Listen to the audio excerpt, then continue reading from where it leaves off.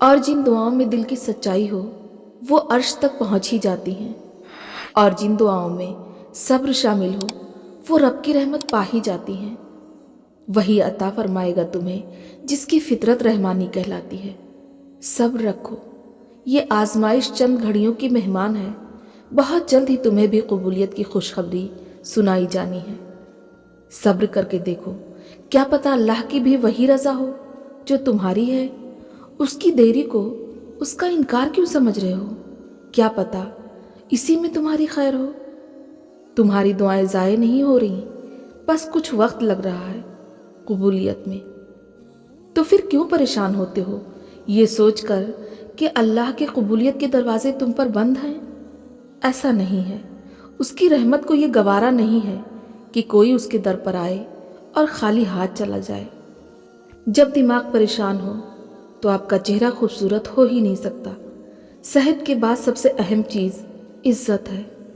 اگر عقل مند بننا چاہتے ہو تو آپ کو تکلیفوں سے گزرنا ہوگا۔ جو انسان زندگی سے محبت اور نرمی کو نکال دینا، اسے کبھی بھی سکون نہیں مل سکتا۔ ایک سمجھدار شخص اپنی مرضی کے بغیر کچھ نہیں کرتا۔ 100 بار انکار ایک چھوٹی ہاں سے بہتر ہے۔ اگر آپ پڑھنا جانتے ہیں تو آپ دیکھیں گے ہر شخص ایک کتاب ہے۔ ہمیں زندگی بھر یہی گمان رہتا ہے کہ دیوار ہماری وجہ سے قائم ہے، ذرا سا سرکے تو سب ڈھہ جائے گا۔ تمام عمر فضول کی پریشانیاں، دوسروں کا بوجھ اپنے سر لاد کر، خود کو تھکا کر بیمار کر کے دواؤں پر لگ جاتے ہیں، مگر آخر میں یہاں کوئی مر بھی جائے نا تو کسی کو کوئی فرق نہیں پڑتا۔ اگر کچھ ہوتا ہے تو بس ہمارا وہم ہوتا ہے۔ تمہارا صبر تمہیں ان مقامات تک پہنچا سکتا ہے جن کا تم گمان بھی نہیں کر سکتے، اور اس کے لیے تمہارا یہ جاننا ضروری نہیں کہ آگے کیا ہوگا۔ تم بس اللہ پر چھوڑ دو۔ تمہارا کام بس یقین رکھنا ہے، ممکن سے لے کر ناممکن تک، حاصل سے لے کر لا حاصل تک، روشنی اور معجزے تم میں چھپے ہوئے ہیں اور انہیں تم نے خود ہی ڈھونڈنا ہوتا ہے۔ اپنے آنسوؤں کے لیے کسی کا کندھا تلاش نہیں کیا کرتے، ایسے بھرم کھو جایا کرتا ہے۔ اپنے آنسوؤں کو ترتیب دیں، کہاں رونا ہے اور کہاں نہیں رونا ہے، وہیں روئیں جہاں ہمیشہ آپ کا بھرم قائم رہے، اور بے شک میرا اللہ ہی بھرم رکھنے والا ہے۔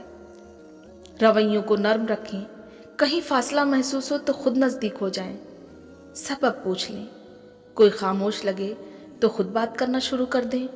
جب کچھ خالص اللہ کے لیے کیا جاتا ہے، چھوڑا جاتا ہے، سہا جاتا ہے، نیت میں کھوٹ نہیں ہوتا، تو اللہ کی طرف سے بھی صلہ ملتا ہے اور بندوں کی طرف سے بھی۔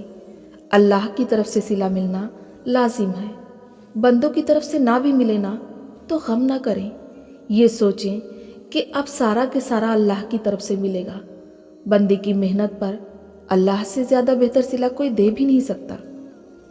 اگر آپ فطرتاً مخلص اور اچھی انسان ہیں تو یاد رکھیں، آپ کو کھونے والا ہر شخص اپنا ناقابل تلافی نقصان کرے گا جس کی جگہ کوئی دوسرا نہیں بھر سکتا، اور اپنی اس غلطی کا نقصان اسے تمام عمر بھگتنا پڑے گا۔ اسی لیے خود کو کسی کے سامنے گرانے کے بجائے پورا اعتماد رہیں، اپنی مخلصی پر شک کیے بغیر اس کو قائم رکھیں۔ سب سے بڑا تحفہ جو آپ کسی کو دے سکتے ہیں وہ ہے آپ کا وقت، آپ کی توجہ، آپ کی محبت، آپ کی فکر، آپ کی چاہت، آپ کا احساس، آپ کی مسکراہٹ اور دل سے کی گئی دعا۔ اچھی سوچ، اچھے خیالات اور اچھی نیت انسان کے چہرے پر صبح کی خوبصورتی اور تازہ دھوپ کی طرح چمک لانے کا سبب ہوتی ہے۔ آزما کر دیکھ لیں ذرا، اور اس بات کا بھی خیال رکھیں کہ نیک ضرور بنیں، پر اتنے بھی نہیں کہ ہر دوسرا بندہ گنہگار نظر آنے لگے۔ کبھی کبھار کچھ لوگوں کے ساتھ بحث کرنے سے بہتر ہوتا ہے وہ جو آپ کو جیسا سمجھ رہے ہیں نا انہیں ویسا ہی سمجھنے دیں، اور پھر وقت کا انتظار کریں۔ وقت کے پاس بہترین جواب ہوتا ہے ایسے لوگوں کے لیے۔ کانوں کے کچے لوگوں کو ہمیشہ اپنے اخلاق اور کردار سے جواب دینا چاہیے، اور ایسے لوگوں کے سامنے اپنی صفائیاں پیش کرنے کا بھی کوئی فائدہ نہیں۔ کبھی کبھی ہم صاف نیت ہو کر، بے قصور ہو کر بھی غلط ثابت کر دیے جاتے ہیں۔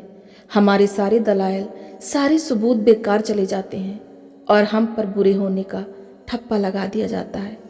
اب اس کا مطلب یہ ہرگز نہیں ہوتا کہ حق کمزور ہے یا پھر سچائی کی مقدر میں ہار ہے۔ ہاں مگر یہ ضرور جان لو کہ جتنی تمہارے اندر سچائی ہوگی، خلوص ہوگا، اتنی ہی شدت سے تم آزمائے جاؤ گے، کیونکہ آزمائشیں ہمیشہ اہل کے لیے ہوتی ہیں، نااہل تو شمار ہی نہیں کیے جاتے۔